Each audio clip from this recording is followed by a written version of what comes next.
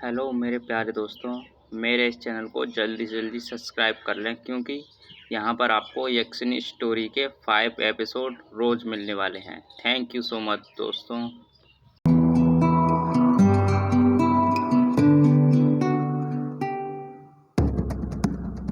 उस रात भक्षानर का तो अंत हो गया था पर उसके वंश का नहीं। जब भक्षानर का अंत हो गया तो उसके जो वंशज थे उनका मकसद भक्षानर के सपने को साकार करने का बन गया। न भक्षानर के वंश का सपना बदला था, न ही किसी एक के अंदर की भी हवस बदली थी। जिस तरह सबका मकसद ब्रह्मांड पर राज करना था, उसी तरह बाकी सबकी कमजोरी भी यक्षिणी ही थी। जब भी किसी भक्षानर को यक्षिणी की सौंदर्यता के बारे में पता चलता तो उसके अंदर की हवस जाग जाती। वो यक्षिणी को पाना चाहता, उसके साथ सोना चाहता। उसका खुद पर कोई काबू नहीं रहता था। यह हवस ही थी जो हर अमावस्या और पूर्णिमा की रात तक किसी न किसी एक भक्षानर को किश्नोई नदी के पास खींच ले आती। उन भक्षानरों को वहां किश्नोई नदी के घाट पर यक्षिणी तो मिलती थी और वो उसके साथ संभोग भी करते, पर उनमें से कोई भी भक्षानर यक्षिणी की हवस नहीं बुझा पाता था और यक्षिणी उन भक्षानरों को मार डाला करती। इतना कहकर दयंतिका चुप हो जाती है। वो चित्रा की तरफ देखने लग जाती है। तुम जानती हो चित्रा बेटी, क्यों कोई भी भक्षानर यक्षिणी की हवस नहीं बुझा पा रहा था? डायंतिका की ये बात कहते ही चित्रा फिर अपने सीधे हाथ की उंगलियां हिलाने लग जाती है। इस बार डायंतिका की चित्रा की उंगलियों पर नजर पड़ जाती है और ये देखकर डायंतिका बौरा जाती है। वो समझ जाती है कि चित्रा होश में थी और उसकी सारी बातें सुन रही थी। वो भी जानना चाहती थी कि आखिर ऐसा क्यों हो रहा था। डायंतिका फिर बोल पड़ती है। ऐसा इसलिए हो रहा था चित्रा बेटी क्योंकि भक्षानर के जाने के बाद उसके वंशज कमजोर पड़ने लग गए थे। उसके वंशज उतने ज्यादा शक्तिशाली और ताकतवर नहीं थे जितना ज्यादा भक्षानर था। यही कारण था कि कोई भी भक्षानर यक्षिणी की हवस को शांत नहीं कर पा रहा था। सदियों तक यही चलता रहा। कई सारे भक्षानर आए और यक्षिणी का शिकार बनकर रह गए। एक एक करके भक्षानर के वंश का अंत होते जा रहा था, पर ना कोई भक्षानर का वंशज भक्षानर के सपने को साकार कर पा रहा था, ना ही यक्षिणी के हवस को बुझा पा रहा था। और एक वक्त ऐसा आया कि पृथ्वीलोक पर बस एक भक्षानर बचा हुआ था और उसी भक्षानर के कारण मैं यक्षिणी की कहानी का एक हिस्सा बन पाई, उस कहानी का एक पात्र बन पाई। इतना कहकर दयंतिका चुप हो जाती है। दयंतिका एक लंबी आह भरने के साथ ही फिर बोल पड़ती है। वो एक आखिरी भक्षानर ही था जिसने इस कहानी की एक नई शुरुआत की, एक नया मोड़ दिया कहानी को। वो आखिरी बचा हुआ भक्षानर शक्तिशाली भले ही ना हो, पर शातिर बहुत था। उसके इसी शातिर दिमाग के कारण वो यक्षिणी के जाल में नहीं फंसा। उसने यक्षिणी की तरफ देखा तक नहीं क्योंकि उसका मकसद था भक्षानर के सपने को सच करना। और वो ये बात अच्छे से जानता था कि जब तक वो शक्तिशाली नहीं हो जाता, अपनी खोई हुई शक्तियां नहीं पा जाता, वो भक्षानर के सपने को साकार नहीं कर सकता था। उस भक्षानर ने सालों तक अपने आप को शक्तिशाली करने की हर कोशिश की, पर उसकी हर कोशिश नाकाम रही। पर कहते हैं ना, हर समस्या का समाधान जरूर होता है, बस हमें उसे ढूंढना आना चाहिए। और उस भक्षानर को भी उसका समाधान मिल ही गया, जिससे वो अपने आप को शक्तिशाली बना सकता था और समस्त ब्रह्मांड पर राज कर सकता था। इतना कहकर दयंतिका चुप हो जाती है। निशाच फर्श पर ही अपने नाखूनों से खरोचते हुए वहां पर कुछ बना रहा था। जब वो नाखूनों से फर्श पर खरोच रहा था तो उसके खरोचने की आवाज हो रही थी। उसी कारण एक पल के लिए डायंतिका का ध्यान वहां पर चले जाता है। डायंतिका निशाच पर से अपना ध्यान हटाते हुए वापस से चित्रा की तरफ देखते हुए बोल पड़ती है। अपने मकसद को कामयाब करने के लिए भक्षानर को एक सौदाइन की जरूरत थी और उसी की तलाश में वो पंचम गांव आया था, क्योंकि उस वक्त पंचम गांव सौदाइनों से भरा हुआ था। पंचम गांव सिर्फ सौदाइनों से ही नहीं भरा हुआ था, वहां पर कई सारी डायनी, चुड़ैल, पिशाच भी रहा करते थे, पर इंसानी रूप में, क्योंकि वो गांव इंसानों का बसेरा था। सदियों पहले जब महाडायन ने इंसानों के शिकार करने के दिन तय किए थे, उस वक्त उनकी बातों से सब डायने इतना तो समझ गई थी कि अगर हमें पृथ्वी लोक पर अपना अस्तित्व सालों तक बनाए रखना है तो हमें इंसानों के तौर तरीके, उनका रहन सहन सीखना होगा। तभी हम उनके साथ रह पाएंगे और उनके साथ रहकर जरूरत पड़ने पर उनका शिकार कर पाएंगे। यही कारण था कि हम डायनों ने इंसानों के साथ रहना शुरू कर दिया था और हमारी देखा देखी ही बाकी के चुड़ैलों, पिशाच, शाकिनी ने भी इंसानों के साथ रहना सीख लिया था। मैं और तुम्हारे पिता निशाच पंचम गांव में ही रहा करते थे। वहीं पर हमारा एक छोटा सा घर था। पूरा गांव खुशहाल था। इंसान, चुड़ैल, डायन, पिशाच सब खुश थे, पर दुखी थे तो मैं और तुम्हारे पिता, क्योंकि कई बार हमें उन इंसानों को अपना शिकार बनाना पड़ता था जो हमारे दोस्त थे, जिन्होंने हमारी मदद की थी, पर उनका शिकार करना हमारी मजबूरी बन जाया करती थी। इसी बात से तुम्हारे पिता और मैं अपने आप से खफा थे। हमें खुद पर घिन आती थी कि हम ऐसे कैसे हो सकते हैं, कैसे अपने जीने के लिए उन लोगों को मार सकते हैं जो इतने अच्छे इंसान हैं। पर हम जानते थे कि हम एक ऐसी काली दुनिया से आए थे जहाँ से बाहर जाना नामुमकिन था। हमें उन्हीं के साथ वैसी ही हालत में जीना होगा। दयंती एक लंबी आह भरने के बाद फिर बोल पड़ती है। जब वो भक्षानर पंचिम गांव में आया था तो एक आम इंसान बनकर आया था। किसी को भी पता ही नहीं चला था कि वो भक्षानर का वंशज है, एक ऐसा अंश जो सबका अस्तित्व खत्म कर सकता है। हम सब डायनो, पिशाच और चुड़ैलों को तो यही लगता था कि भक्षानर के वंश का अंत हो चुका है। अब कोई भी भक्षानर बचा हुआ नहीं है। उस भक्षानर ने गांव में आते से ही एक सौदाइन को अपने प्रेम जाल में फंसा लिया था, क्योंकि अपने मकसद को कामयाब करने के लिए उसे किसी ऐसे शख्स की जरूरत थी जो काला जादूगर टोना टोटका कर सकता हो, और सौदाइनों से अच्छा टोना टोटका कोई नहीं कर सकता। उस भक्षानर ने उस सौदाइन को कुछ इस कदर फंसाया था कि वो उससे अटूट प्रेम करने लग गई थी और उन दोनों ने शादी करनी थी। वो भक्षानर चाहता था कि वो सौदाइन पूरी तरह अपने तन को ही नहीं बल्कि मन को भी उसे सौंप दे। इसलिए शादी करने से पहले उस भक्षानर ने उस सौदाइन को अपनी सारी सच्चाई बता दी थी कि वो किस मकसद के साथ वहां पर आया था, और साथ ही ये भी कि वो एक भक्षानर है। सारी सच्चाई जानने के बाद भी उस सौदाइन ने उस भक्षानर से शादी कर ली, क्योंकि वो सौदाइन उस भक्षानर के प्यार में इस तरह डूब चुकी थी कि उसे नहीं पता था कि सही क्या था और गलत क्या। एक प्रकार से वो अंधी हो चुकी थी, और जो लोग प्यार में अंधे हो जाते हैं वो सही गलत कुछ नहीं देखते हैं। उनके लिए उनका प्यार ही सब कुछ होता है। अपने प्यार के लिए वो कुछ भी करने के लिए तैयार रहते हैं, किसी को मारने के लिए भी। इतना कहकर दयंतिका चुप हो जाती है। दयंतिका कुछ याद करते हुए फिर बोल पड़ती है। मुझे वो पल आज भी याद है जब उस भक्षानर ने इंसानी रूप में उस सौदाइन के साथ पंचम गांव में रहना शुरू कर दिया था। वो दोनों ही विवाह के बंधन में बंध चुके थे और एक पति पत्नी की तरह वहीं पर रहा करते थे। उनका जो घर था वो हमारे घर के सामने ही था। वो सौदाइन तो मेरी अच्छी दोस्त भी बन चुकी थी। उनकी तरह ही मैं और निशाज भी इंसानों से अपनी पहचान छुपाकर इंसानी रूप में पंचम गांव में रहा करते थे। सब ठीक चल रहा था, पर अचानक से गांव में एक ऐसी घटना होने लगी जिसने सिर्फ इंसानों ही नहीं बल्कि हम डायनो चुड़ैलों के दिल को भी दहला कर रख दिया था। इतना कहकर दयंतिका चुप हो जाती है। ऐसा लग रहा था जैसे उस पल को याद करने में आज भी उसकी रूह कांप रही हो। दयंतिका हिम्मत करके धीरे धीरे कहती है, गांव में जो भी औरत गर्भवती हो रही थी उसका बच्चा उसके पेट में ही मर रहा था।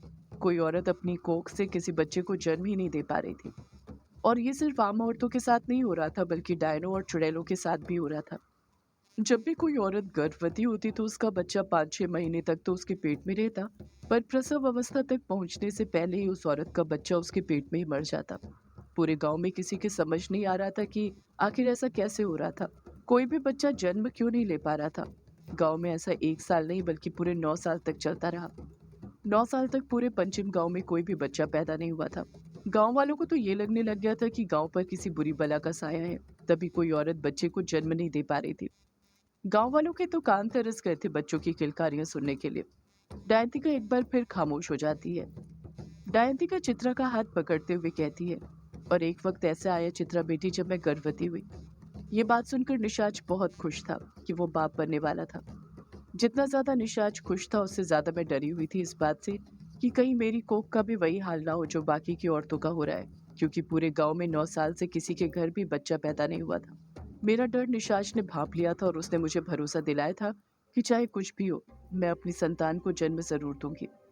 वो पता लगा कर ही रहेगा कि आखिर गांव में कोई बच्चा जन्म क्यों नहीं ले पा रहा है। सब औरतों की कोख में ही उनका बच्चा कैसे मर रहा है। दयंतिका एक गहरी सांस अपने सीने के भीतर भरती है और फिर बोल पड़ती है।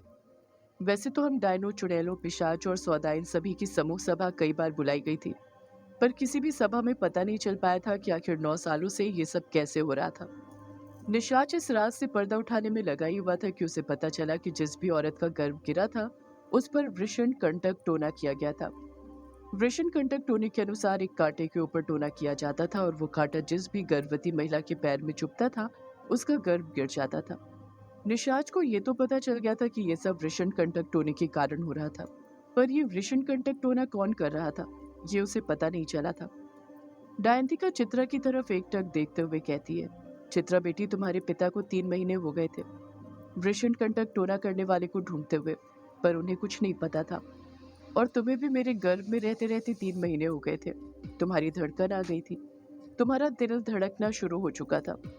अभी तुम्हारे अंदर जान आए हुए एक ही दिन बीता था कि उसी वक्त गांव में एक नई चीज हुई। एक ऐसी चीज जिसे सुनकर पूरा गांव झूम उठा था। और वो खबर ये थी कि गांव में एक बच्चे ने जन्म लिया था। और वो बच्चा किसी और के घर पर नहीं, बल्कि उसी सौदाइन के घर पर हुआ था जिसने एक भक्षानर से शादी की थी।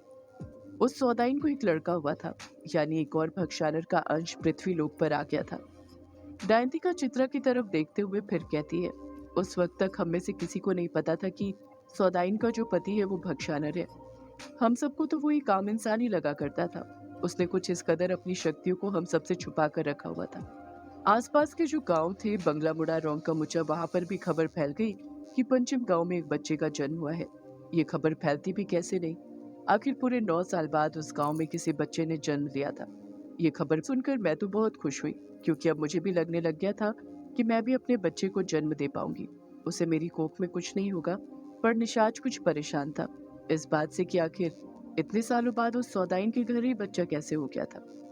निशाज और मुझे ये बात तो पता थी कि वो औरत सौदाइन है, पर यह बात पता नहीं चली थी कि आखिर उसके ही घर बच्चा कैसे जन्मा है। निशाज और मुझे कुछ गड़बड़ लगने लग गई। मेरा घर उसके बगल में ही था, और एक डायन होने की वजह से मेरे कान बहुत तेज थे। जब मैंने अपनी डायनों की शक्तियों का उपयोग किया, अपने कान लगाकर उसके घर के अंदर चल रही उसके और उसके पति के बीच की बातों को सुना, तब पता चला कि इन सबके पीछे उन दोनों का ही हाथ था। वृषण कंटक टोना उसी सौदाइन ने किया था।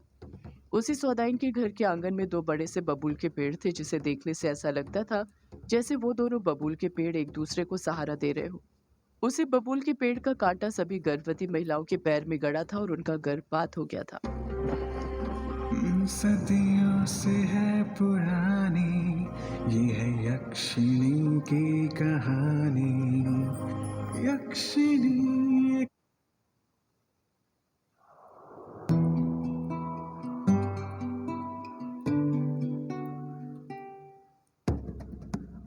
उसी सौदाइन के घर के आंगन में 2 बड़े से बबूल के पेड़ थे, जिसे देखने से ऐसा लगता था जैसे वो दोनों बबूल के पेड़ एक दूसरे को सहारा दे रहे हो। उसी बबूल के पेड़ का कांटा सभी गर्भवती महिलाओं के पैर में गड़ा था और उनका गर्भपात हो गया था। दयंतिका एक गहरी सांस अपने सीने के भीतर भरती है और फिर बोल पड़ती है, मुझे और निशाज को ये तो पता चल गया था कि वो वृषण कंटक टोना उसी सौदाइन ने किया था, अपने पति भक्षानर के साथ मिलकर। पर ये सब उन दोनों ने क्यों किया था, क्या वजह थी इतनी सारी औरतों का गर्भपात कराने की, ये हमें पता नहीं चला था। हमारे पास इतना वक्त भी नहीं था कि ये सब पता लगा पाए। मेरे गर्भ में भी चित्रा बेटी तुम थी, और मुझे डर था कि कहीं वो सौदाइन मेरा गर्भपात भी ना करा दे अपने जादू टोने से। एक सौदाइन जब जादू टोना करती है तो एक डायन भी उस टोने को तोड़ नहीं पाती है, उस सौदाइन के सामने टिक नहीं पाती है। उन दोनों ने मिलकर कई सारे मासूम बच्चों की जान ली थी, कई औरतों की कोख को सूना किया था, उनको माँ बनने से रोका था। और एक माँ न बनने का दर्द क्या होता है मैं अच्छे से समझ सकती हूँ। मैंने और डिशाश ने सोच लिया था कि हम उन दोनों को उनके इस पाप की सजा दिलाकर ही रहेंगे। पर हम जानते थे कि हम सबके सामने कुछ नहीं कर सकते, क्योंकि वहां पर इंसान भी रहा करते हैं। अगर उन्हें पता चल गया कि मैं एक डायन हूँ और निशाज पिशाच है, तो हमारा जीना भी वहां पर मुश्किल हो जाएगा। इसीलिए मैंने और निशाज ने उन दोनों का तो कुछ नहीं किया, पर यह बात गांव में फैला दी। और गांव में बात हवा से भी तेज फैलती है। गांव वालों को फैली हुई बात पर यकीन भी हो गया। उसका कारण ये था कि पूरे गांव में बस वही एक घर था जिसके आंगन में 2 बबूल के पेड़ थे, और पूरे गांव में किसी के भी घर में बबूल का पेड़ नहीं था। वो औरतें जिनका गर्भपात हुआ था, जब उनसे पूछा गया कि क्या गर्भावस्था के दौरान उनके पैर में कोई कांटा गड़ा था, तो सभी का यही कहना था कि हाँ गड़ा था, वो भी बबूल के पेड़ का। फिर क्या था, गांव वालों के अंदर बदला लेने की आग भड़क उठी, उनका खून खौलने लग गया। वो सभी जान गए थे कि वो औरत जिसके घर के आंगन में जुड़े हुए 2 बबूल के पेड़ हैं, वो एक सौदाइन है, और उसी ने ये सब किया है। रात ही रात पंचायत बुलाई गई और उस पंचायत में फैसला किया गया कि उस औरत को जला दिया जाए। सिर्फ उस औरत को नहीं, बल्कि उसके पति को भी, उसके बच्चे तक को भी। आखिर उसे भी तो पता चले बच्चा खोने का गम क्या होता है। जहाँ एक तरफ गांव वाले हाथों में मशाल लेकर उस औरत के घर को जलाने के लिए निकल पड़े थे, वहीं दूसरी तरफ उस सौदाइन के घर में कुछ और ही चल रहा था। वो एक टोने से भी बड़ी साजिश रचने की तैयारी कर रही थी, अपने पति भक्षानर के साथ मिलकर। इतना कहकर डायंतिका चुप हो जाती है। उस पल को याद करके डायंतिका का दिल जोरों से धड़कने लग गया था, हाथ पैर भी कपकपाने लग गए थे। डायंतिका एक डर के साथ बोल पड़ती है, मुझे वो रात आज भी याद है चित्रा बेटी। मैं उस रात को कभी नहीं भूल पाऊंगी। उस रात ने सब कुछ बदल कर रख दिया। उस रात मैं और तुम्हारे पिता हमारे घर के अंदर ही मौजूद थे। हमने सोच लिया था चाहे कुछ भी हो जाए, हम घर के बाहर नहीं जाएंगे। हम नहीं चाहते कुछ ऐसा हो जाए जिससे गांव वालों को हम पर भी शक हो और वो हमें भी निकाल दे। पर उस रात कुछ ऐसा हुआ कि जिस गांव में हम गांव वालों के साथ रहना चाहते थे वो गांव ही नहीं रहा। डायंतिका एक लंबी आह भरते हुए कहती है, वो रात कुछ ज्यादा ही काली थी। इतनी काली कि उस रात ने हमें मजबूर कर दिया ये देखने के लिए कि आखिर उस सौदाइन के घर के अंदर चल क्या रहा था। सौदाइन के घर से अजीब सी आवाजें आ रही थी, ऐसी आवाजें जो मेरे कानों को चुभ रही थी। जब मैंने ये बात निशाज को बताई तो निशाज को भी ये लगने लग गया कि हमें देखना चाहिए कि आखिर उस सौदाइन के घर के अंदर चल क्या रहा है। एक डायन अपनी शक्तियों से दूर तक का सुन सकती है, तो एक पिशाच अपनी शक्तियों से दूर तक का देख सकता है। निशाच और मैंने अपनी शक्ति का प्रयोग करके उस सौदाइन के घर के अंदर चल क्या रहा है ये देखने लगे। इतना कहते ही डायंतिका की आंखों के सामने वो पल गुजरने लग जाता है जब वो अपने घर के अंदर बैठकर खिड़की से ये देख रही थी कि उस सौदाइन के घर में चल क्या रहा है। रात का वक्त था और वो सौदाइन अपने घर में फर्श पर पालथी मारकर बैठी हुई थी। उस सौदाइन ने काली साड़ी पहनकर रखी हुई थी, माथे पर बड़ा सा टीका लगाया हुआ था, मांग में सिंदूर और गले में सोने का लॉकेट। उसके गले में जो सोने का लॉकेट था उसके अंदर कुल्हाड़ी बनी हुई थी जो कि भक्षानर वंश की एक निशानी थी। उस औरत की गोद में ही उसका बच्चा था जिसके माथे पर वो भभूत लगा रही थी। उस औरत के सामने ही उसका पति भक्षानर बैठा हुआ था, वो भी अर्धनग्न अवस्था में। उस भक्षानर ने अपनी आंखों में काजल लगाया हुआ था और जिस तरह वो औरत अपने बच्चे के माथे पर भभूत लगा रही थी वैसे ही भभूत उस भक्षानर ने अपने माथे पर लगाकर रखी हुई थी। उसके सीने पर एक भी कपड़ा नहीं था।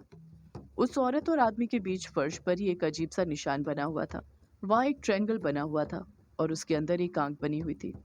ये ठीक वैसा ही निशान था जो रूम नंबर 666 के अंदर बना हुआ था। इस फर्श पर जो आंख बनी हुई थी उसके अंदर कई सारे बबूल के कांटे रखे हुए थे। हर कांटे के ऊपर खून सना हुआ था, पर हर खून कुछ अलग था। कोई गाढ़े रंग का, तो कोई हल्के, तो कोई फीका लाल, जैसे हर कांटे पर अलग अलग इंसान का खून लगा हुआ हो। जैसे ही सौदाइन अपने बच्चे के माथे पर भभूत लगा लेती है वो अपना नाखून फर्श पर से उठाने लग जाती है।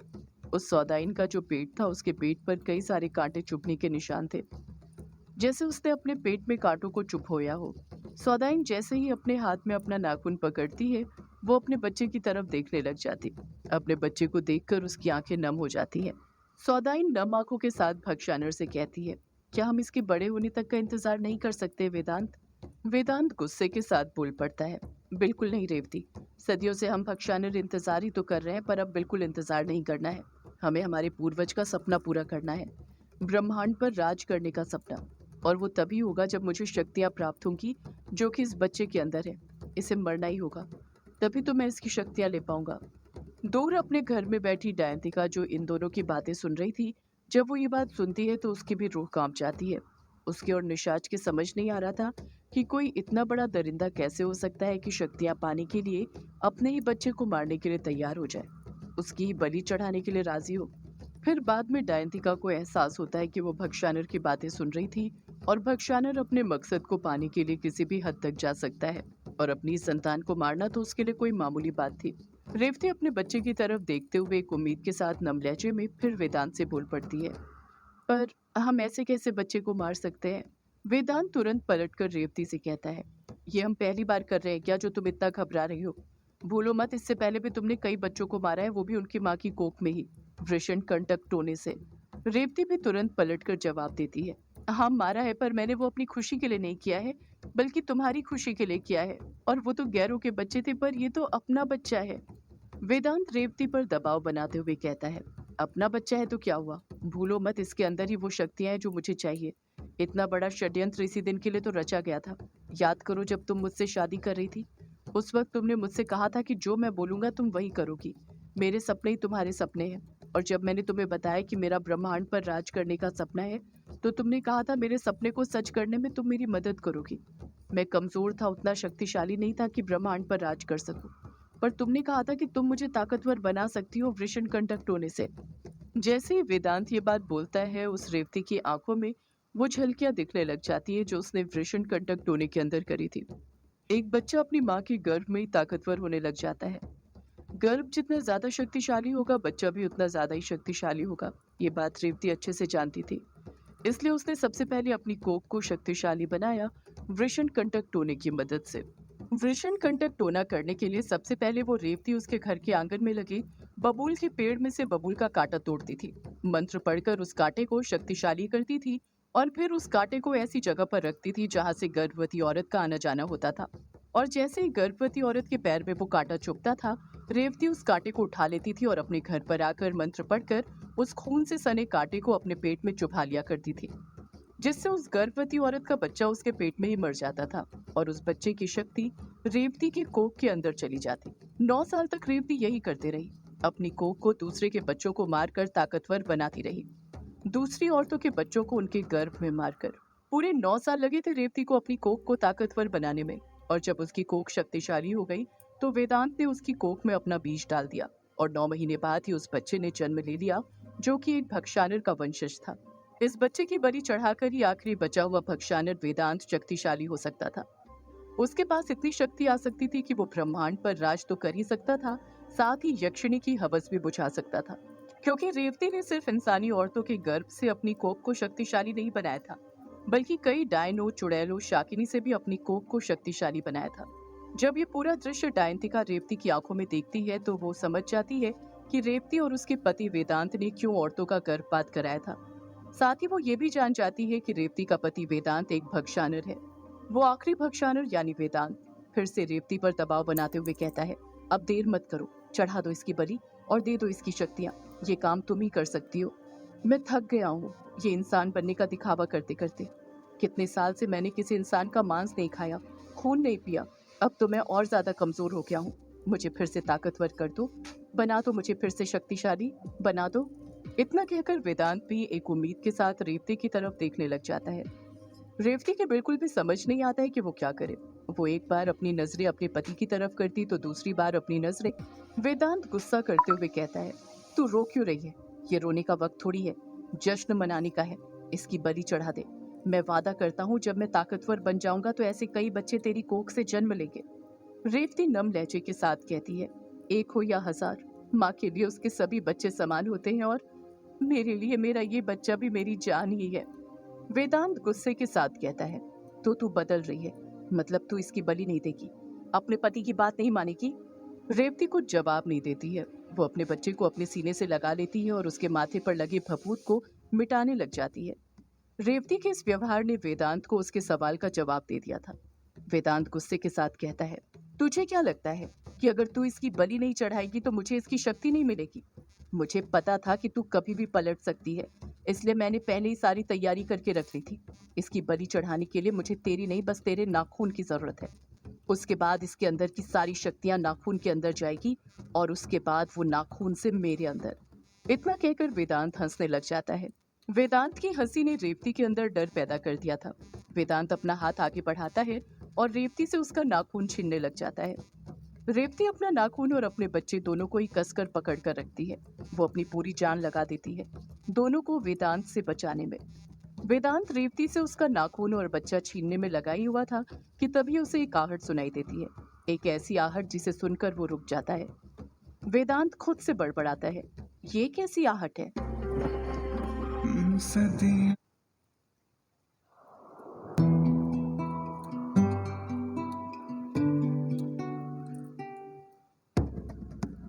वेदांत खुद से बड़बड़ाता है, ये कैसी आहट है? रेवती भी उस आहट को सुनकर एकदम खामोश हो गई थी। उसका ध्यान भी उस आहट पर चला गया था। वो आहट धीरे धीरे बढ़ने लग गई थी और देखते ही देखते वो आहट क्लियर होने लग जाती है। समझ में आने लग जाता है कि वो आहट किस चीज की थी। जब रेवती और वेदांत दोनों उस आहट को गौर से सुनते हैं तो उन्हें एहसास होता है कि ढेर सारे लोग एक साथ चल रहे हैं और वो भी बहुत तेजी से। तभी अलग अलग लोगों की आवाज सुनाई देने लग जाती है। पहले आदमी की गुस्से से भरी आवाज सुनाई देती है, मार डालेंगे उस सौदाइन को, उसने हमारे बच्चों को मारा था, हम उसके भी बच्चों को नहीं छोड़ेंगे। दूसरे आदमी की आवाज सुनाई देती है, जलाकर राख कर देंगे उसे भी और उसके घर को भी। तीसरे आदमी की आवाज सुनाई देती है, किसी को नहीं छोड़ेंगे, सबको मार देंगे। ऐसे ही कई सारे लोगों की आवाज सुनाई दे रही थी और उन लोगों में सिर्फ आदमियों की ही नहीं बल्कि औरतों और बच्चों की आवाज भी सुनाई दे रही थी, जैसे पूरा गांव ही उन्हें मारने के लिए आ रहा था। जब रेवती और वेदांत इस आवाज को सुनते हैं तो डर से सहम जाते हैं। वो आपस में झगड़ा करना बंद कर देते हैं। वेदांत एक डर के साथ रेवती से कहता है, ये तो गांव वालों की आवाजें हैं। रेवती डरते हुए कहती है। शायद उन्हें पता चल गया कि गांव में जो भी कांड हुए हैं वो हमने किए हैं, तभी वो इतने गुस्से के साथ इस तरफ आ रहे हैं, हमें हमारे पापों की सजा देने के लिए। वेदांत गुस्से के साथ कहता है, हमने कोई पाप नहीं किया है, ये तो पुण्य का काम था। वेदांत ने इतना कहा ही था कि तभी दरवाजे पर गांव वालों की दस्तक हो जाती है। दरवाजा लगा हुआ था, जिस कारण भीड़ अंदर घुस नहीं पाई थी। वो भीड़ बाहर से दरवाजा तोड़ने की कोशिश करने लग जाती है। एक आदमी की भारी आवाज सुनाई देती है, तोड़ डालो इस दरवाजे को, आज उस सौदाइन को नहीं छोड़ेंगे हम। दरवाजा तोड़ने की आवाज आने लग जाती है। दरवाजा जोरों से हिलने लग गया था, जैसे वो कुछ ही पल में टूट जाएगा।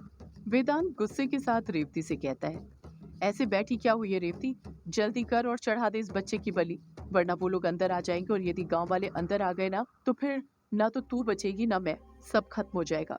रेवती खामोश रहती है, पलटकर कुछ नहीं कहती है। उसके भी समझ में नहीं आ रहा था कि वो क्या करे। वेदांत उस पर दबाव बनाते हुए फिर बोल पड़ता है, ये बात तू भी अच्छे से जानती है कि अभी हम इतने ताकतवर नहीं है कि इन सबका अकेले सामना कर सके। ताकतवर बनने के लिए तो मैं तुझे इस बच्चे की बलि देने के लिए बोल रहा हूँ। अगर मैं ताकतवर बन गया तो अभी के अभी पूरे गांव को शमशान में बदल दूंगा, तुझे कोई छू तक नहीं पाएगा, देखना तू। रेवती सोचने लग जाती है कि वो क्या करे। वो अपने मासूम बच्चे की आंखों में देखने लग जाती है, जिसकी आंखों में जीने की ललक थी।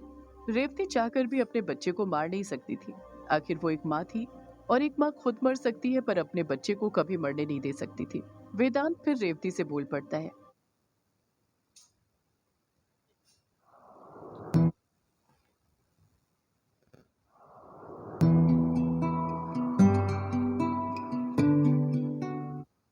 नहीं दे सकती थी। वेदांत फिर रेवती से बोल पड़ता है, मार दे इसे, अगर तुझसे ये नहीं हो पा रहा तो दे अपना नाखून, मैं इसे मार देता हूँ। वेदांत ने इतना कहा ही था कि तभी धड़ाम से दरवाजा टूटकर अंदर की तरफ गिर जाता है और इसी के साथ पूरी भीड़ घर के अंदर घुसना शुरू कर देती है। आदमी औरत बच्चे हर किसी के हाथ में कुछ न कुछ था। किसी ने अपने हाथ में मशाल पकड़ी हुई थी, तो किसी ने खंजर, तो किसी ने लाठी। फर्श पर बने निशान और वहां पर रखे खून से सने कांटों को देखकर सब समझ जाते हैं कि इस वक्त भी वो दोनों मिलकर कोई सा टोना टोटका ही कर रहे थे। भीड़ को देखकर वेदांत और रेवती दोनों ही घबरा जाते हैं। उनके समझ नहीं आता कि वो क्या करें। एक औरत गुस्से के साथ रेवती की तरफ देखते हुए बोल पड़ती है, तू ही है ना जिसने मेरी कोख को सूना किया है, मैं तुझे छोड़ूंगी नहीं, जिंदा जला दूंगी तुझे। दूसरी औरत बोल पड़ती है, यही है वो सौदाइन, मार डालो इसे। वेदांत बहुत शातिर था। वो उसी वक्त अपना दिमाग दौड़ाता है और हड़बड़ाहट के साथ बोल पड़ता है, हाँ मार डालो इसे, इसने मेरा जीना मुश्किल कर दिया है, ये तो मेरे बच्चे को भी मार डालना चाहती थी। पता नहीं ये सौदाइन कौन सा टोना टोटका करके कौन सी काली शक्ति पाना चाहती है। वेदांत गांव वालों की नजरों में अभी भी एक मामूली इंसान था, इसलिए सभी को उसकी बातों पर यकीन हो जाता है।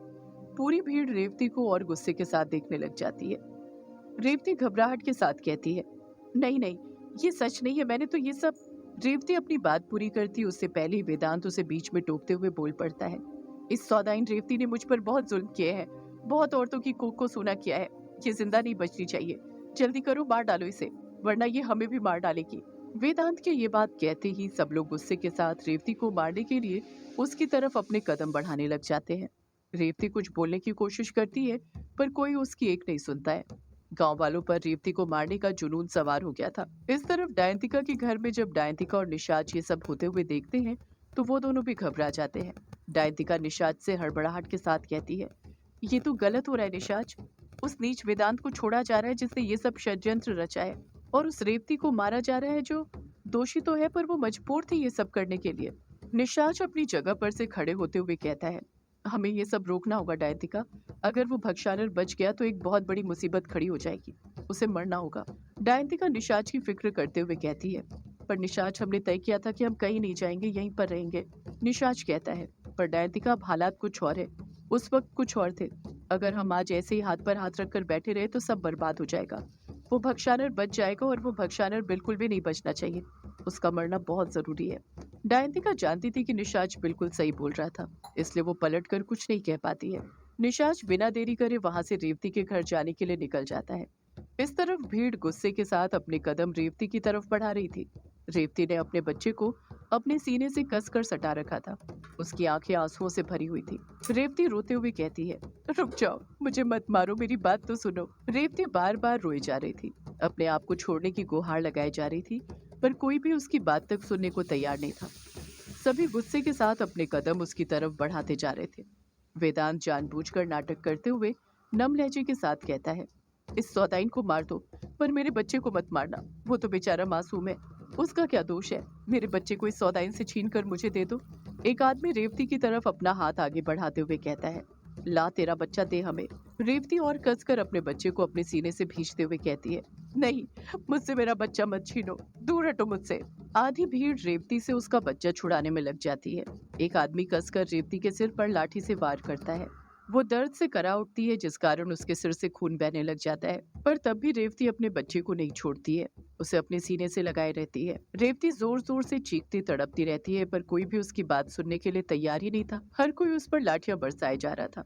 गांव वाले रेवती से उसका बच्चा छीनने में लगे हुए थे कि तभी वहां पर निशाच आकर खड़ा हो जाता है। निशाच के पीछे पीछे डायंतिका भी वहां पर पहुंच जाती है। निशाच सबको रोकने की कोशिश करते हुए कहता है, रुक जाओ, इसमें इस अकेली रेवती का दोष नहीं है, इसका पति वेदांत भी दोषी है। ये सब इसने वेदांत के कहने पर ही किया है। जैसे ही निशाच ये बात बोलता है, वो भीड़ एक पल के लिए रुक जाती है, वेदांत की तरफ देखने लग जाती है। निशाच की बात सुनकर वेदांत उसे गुस्से के साथ घूरने लग जाता है, पर कहता कुछ नहीं है। निशाच फिर बोल पड़ता है, ये आदमी जिसे तुम आम इंसान समझ रहे हो, ये कोई आम इंसान नहीं है, बल्कि इंसान के रूप में भक्षानर है, भक्षानर। जैसे निशाच ये बात बोलता है, वहां पर मौजूद लोगों में हड़कंप मच जाता है, सब डर से कांप जाते हैं। वेदांत मासूम बनते हुए कहता है, नहीं नहीं, ये झूठ बोल रहा है, मैं भक्षानर नहीं हूँ, मैं तो एक आम इंसान हूँ तुम सबकी तरह। निशाच गुस्से के साथ कहता है, क्या कहा? आम इंसान? इतना कहकर निशाच फुर्ती के साथ अपने कदम आगे बढ़ाता है, वेदांत के पास जाता है और उसके हाथ की कलाई सबको दिखाते हुए कहता है, अगर तू एक आम इंसान है तो ये निशान तेरे हाथ में क्या कर रहे हैं? वेदांत के हाथ में भी वही 5 निशान बने हुए थे जो युग और अनुराग के हाथ पर बने हुए थे। पानी की बूंद, आग, बवंडर, इन्फिनिटी और ट्रायंगल के अंदर एक आंख का निशान। निशाच अपनी बात को आगे जारी रखते हुए गांव वालों से कहता है, तुम सब जानते हो कि ये निशान किसके हाथ में होता है? ये निशानी है भक्षानर होने की। इतना काफी है या फिर कोई और सबूत दूं मैं तुम सबको इसके भक्षानर होने का? जैसे ही निशाच ये बात बोलता है, सब लोग गुस्से के साथ वेदांत को घूरने लगते हैं। निशाच फिर बोल पड़ता है, भक्षानर के वंश का अंत नहीं हुआ था, हमें इसे मारना होगा और इसका वजूद खत्म करना होगा, वरना ये सबको खत्म कर देगा। वेदांत समझ गया था कि अब वो अपनी पहचान सबसे छुपा कर नहीं रख सकता था, उसके सारे पत्ते खुल चुके थे। निशाच कहता है, इस रेवती के साथ इस वेदांत को भी मार डालो, इन दोनों ने ही साथ में ही पाप किए थे, तो सजा भी दोनों को साथ में ही मिलेगी। निशाच की बात कहती गांव वाले वेदांत की तरफ भी उसे मारने के लिए अपने कदम बढ़ाने लग जाते हैं। सब गांव वाले मिलकर वेदांत और रेवती दोनों को मारने लग जाते हैं। कोई एक बार भी ये नहीं सोचता है कि रेवती के हाथ में उसका बच्चा था और उसको भी लग सकती है।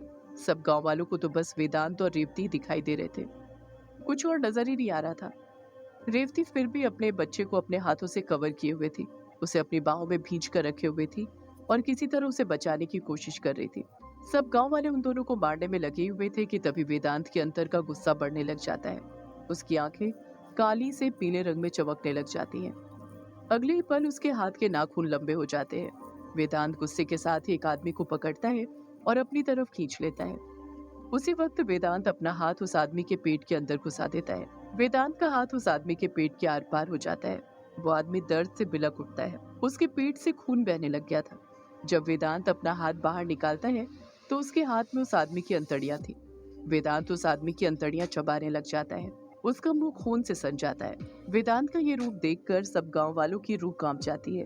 वो वेदांत को तो छोड़ो, बल्कि रेवती को भी मारना बंद कर देते हैं। सब एक पल के लिए मूर्ति बनकर खड़े हो जाते हैं। निशाच और डायंतिका ने भी नहीं सोचा था कि वेदांत ऐसा कुछ करेगा, वो तो उसे कमजोर ही समझ रहे थे। अगले ही पल वेदांत अपने दोनों हाथों से उस आदमी के सिर को पकड़ता है और उसे उसके धड़ से उखाड़कर अलग कर देता है। उस आदमी के सिर से अभी भी खून बह रहा था। वेदांत सिर से बहते हुए खून को पीते हुए कहता है, बहुत दिनों बाद ताजा खून चखा है, अब शरीर को ताकत मिलेगी। अगली पल वेदांत उस सिर को चबाते हुए कहता है, तुम सबको क्या लगा था? तुम सब मिलकर मुझे मार डालोगे? मैं भक्षानर हूँ, भक्षानर। अगर पृथ्वी के पूरे लोग भी मिल गए ना, तो वो भी मुझे नहीं मार पाएंगे।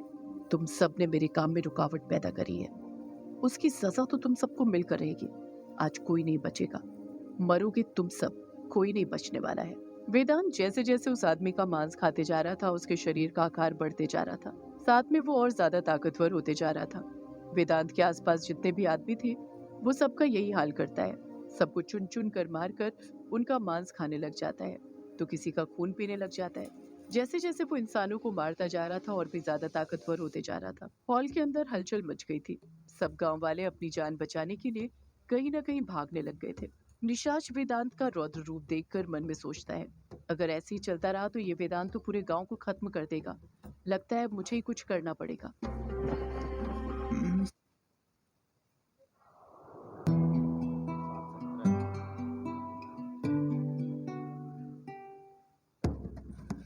निशाच वेदांत का रौद्र रूप देखकर मन में सोचता है, अगर ऐसे ही चलते रहा तो ये वेदांत तो पूरे गांव को खत्म कर देगा।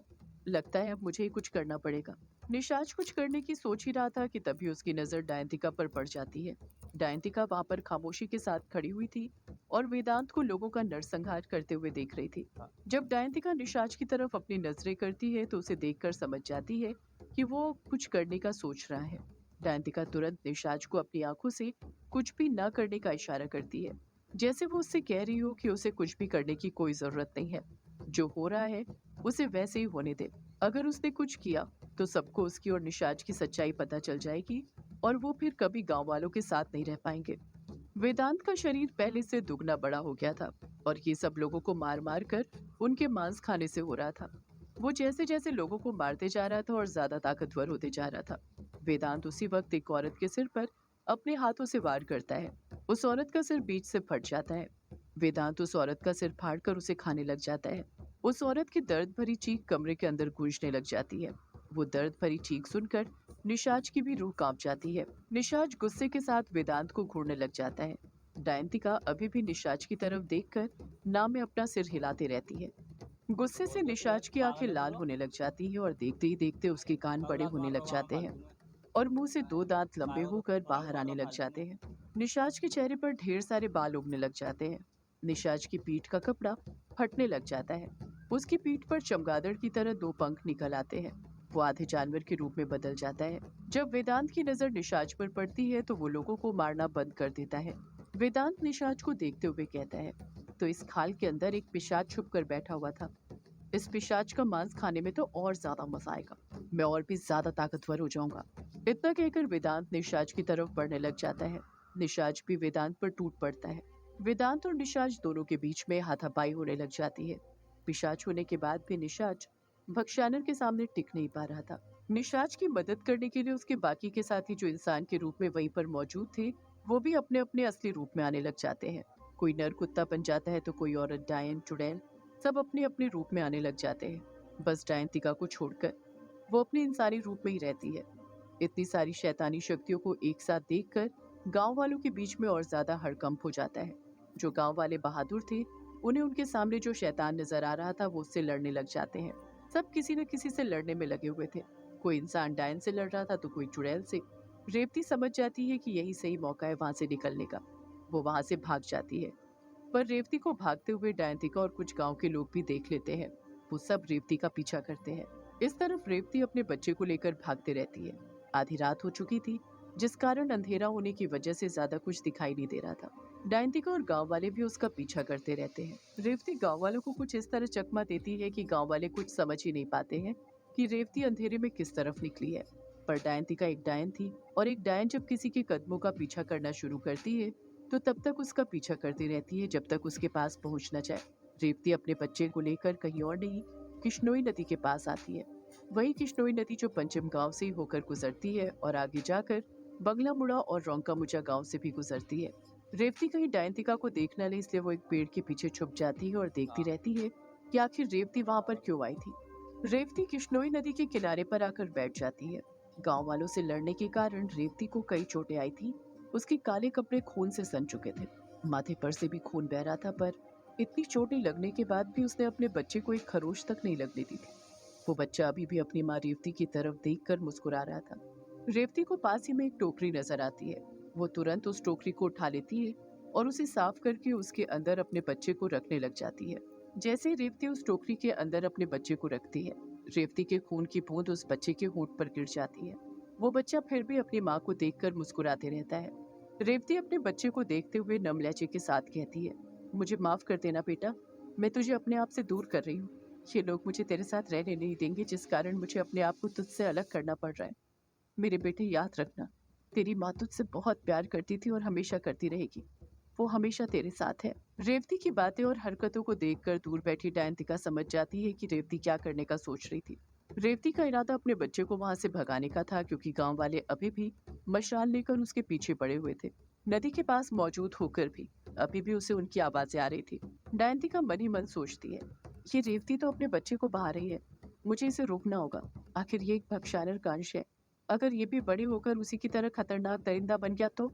इतना कहकर दयंतिका खामोश हो जाती है।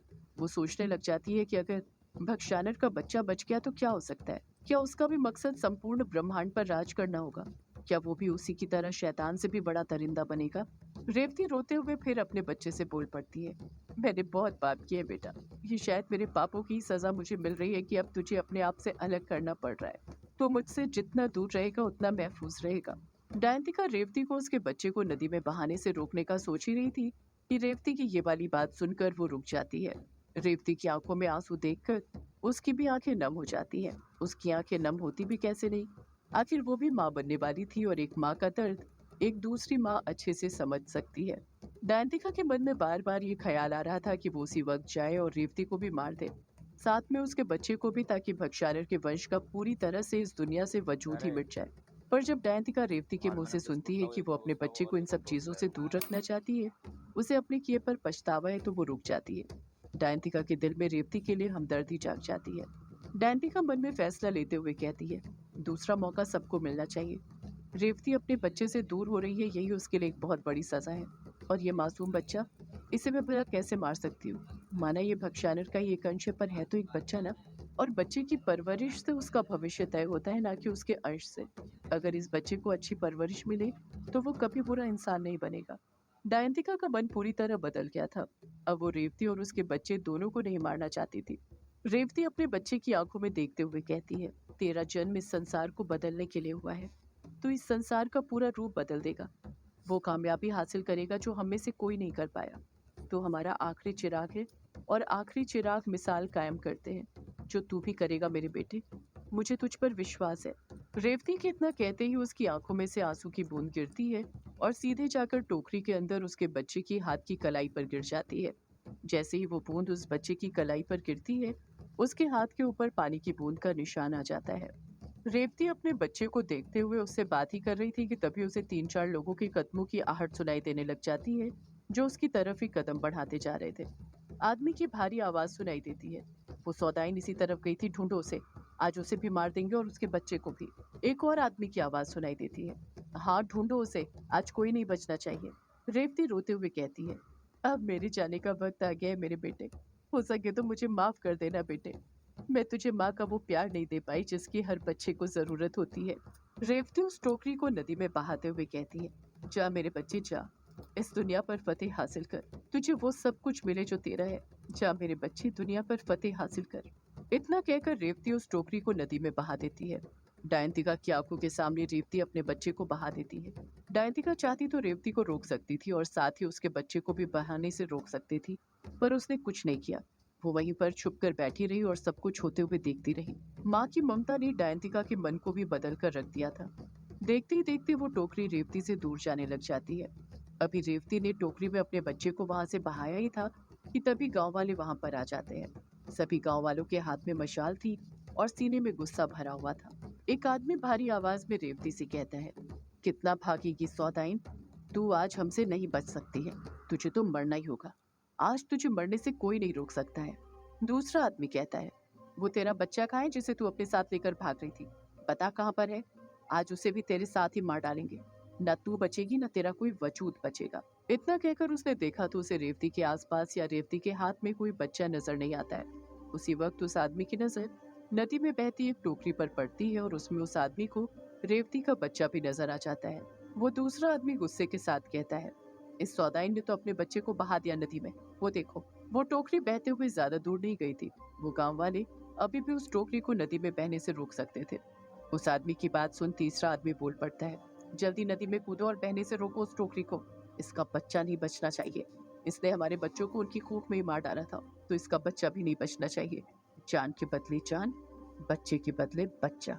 ये बात सुनकर रेवती घबरा जाती है।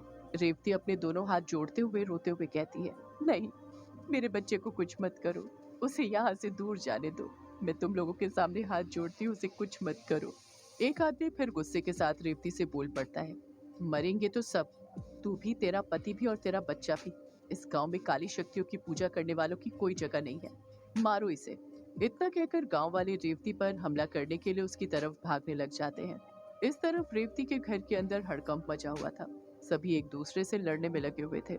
निशाच अकेले वेदांत से लड़ने में लगा हुआ था, पर वेदांत इतना ज्यादा ताकतवर हो गया था कि निशाच अकेले वेदांत को हरा ही नहीं पा रहा था। लड़ते लड़ते निशाच काफी थक चुका था और अब वो कमजोर पड़ने लग गया था। वेदांत निशाच को गुस्से के साथ घूरते हुए कहता है, तू मुझे मारने आया था? मुझे? एक भक्षानर को? तूने अच्छा नहीं किया गांव वालों को मेरी सच्चाई बताकर। सब कुछ ठीक चल रहा था, वो सौदाइन मर भी जाती और उस बच्चे की शक्ति मुझे मिल भी जाती। उसके बाद पूरे ब्रह्मांड पर मेरा ही राज होता, और तूने यहाँ आकर सब कुछ बर्बाद कर दिया। अब तुझे मरना होगा। तू क्या, जो भी मेरे रास्ते में आएगा सबको मरना पड़ेगा। निशाच पलटकर कुछ नहीं कहता है। उसे कई सारी चोटें आई थी, वो तो बस एक जगह रुक कर हाँफते जा रहा था। वेदांत अच्छे से जानता था कि निशाच को कैसे मारा जा सकता था। वेदांत निशाच की पीठ पर जो पंख लगे हुए थे उसे देखते हुए कहता है, ना रहेंगे पंख और ना रहेगा पिशाच। सदियों से है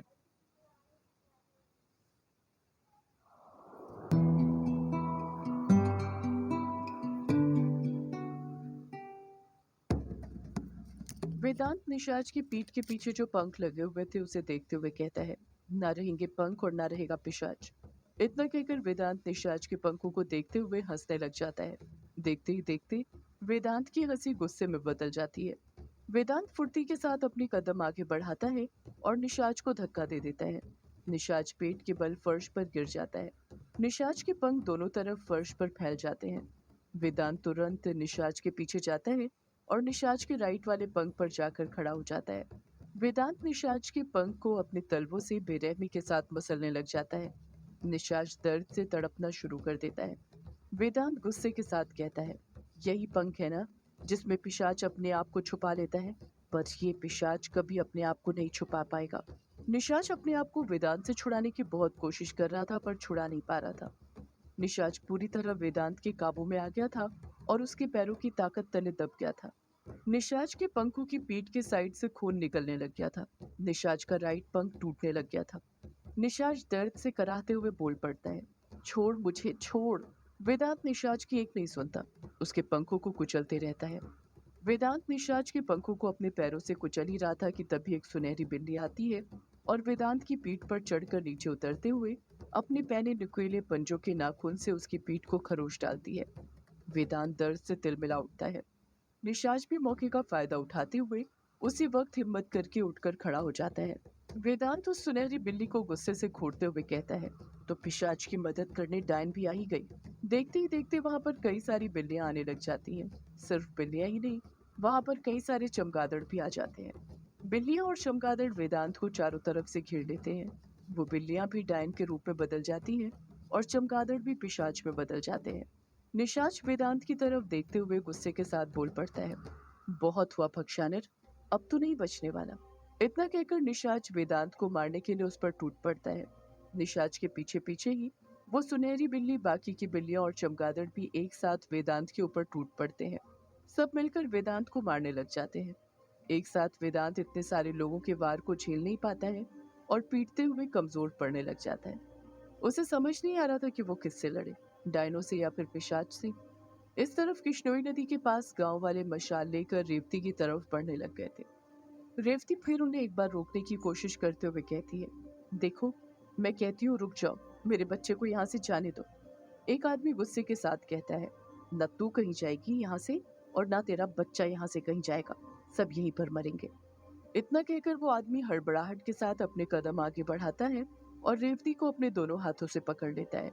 एक दूसरा आदमी भी नदी में उतरने लग जाता है ताकि नदी में जाकर उस टोकरी को पकड़ सके जिसमें रेवती का बच्चा था। वो टोकरी अभी भी वहां से नजर आ रही थी। नदी में ज्यादा बहाव नहीं था, जिस कारण वो टोकरी वहां से बही नहीं थी। रेवती अपनी फिक्र छोड़ती है और अपने बच्चे की फिक्र करते हुए कहती है, मैं कहती हूँ मेरे बच्चे को जाने दो, दूर हटो उससे। दो तीन आदमी और आगे आ जाते हैं और रेवती को पकड़ लेते हैं। दयंतिका वहीं पर पेड़ के पीछे छुपी हुई थी और ये सब होते हुए देख रही थी। उसने सोच रखा था कि वो कुछ नहीं करेगी, वैसे ही बैठी रहेगी। बार बार रेवती के कहने पर भी जब कोई गांव वाला नहीं रुकता है तो रेवती को गुस्सा आने लग जाता है।